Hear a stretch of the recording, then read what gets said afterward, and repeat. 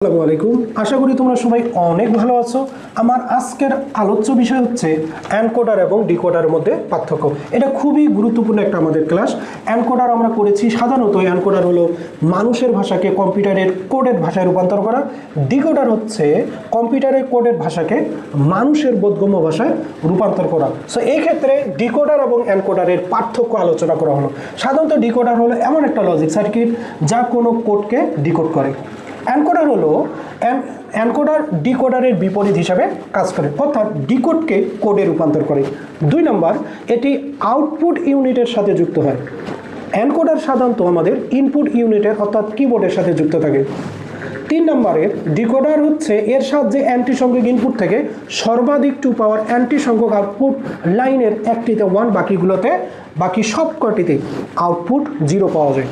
এবং এনকোডার হচ্ছে সর্বাধিক 2 অ্যান্টি ইনপুট থেকে অ্যান্টি সংখ্যক আউটপুট পাওয়া যায়। ডিকোডার হচ্ছে ডিকোডারের সাহায্যে কোডকে লেখাকে সাধারণত ভাষায় প্রকাশ করা যায়।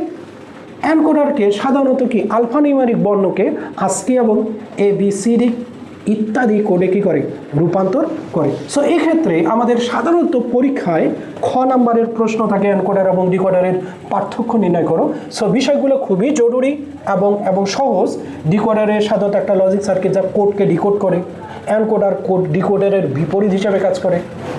আউটপুট ইনপুটের সাথে যুক্ত, আউটপুট ইউনিটের সাথে যুক্ত থাকে ডিকোডার, এবং এনকোডার ইনপুট ইউনিটের সাথে যুক্ত থাকে।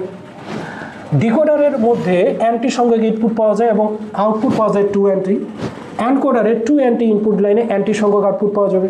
ডিকোডারের সাহায্যে কোড লেখাকে সাধারণ ভাষায় প্রকাশ করে, এবং এনকোডারকে সাধারণত মানুষের ভাষাকে, মানুষের আলফানিউমেরিক কোড, বিভিন্ন প্রকার চিহ্ন যা ASCII বা ABCD কোড, যা কম্পিউটারের কোডে রূপান্তর করে। ওকে, থ্যাংক ইউ। দেখা হচ্ছে পরবর্তী ক্লাস।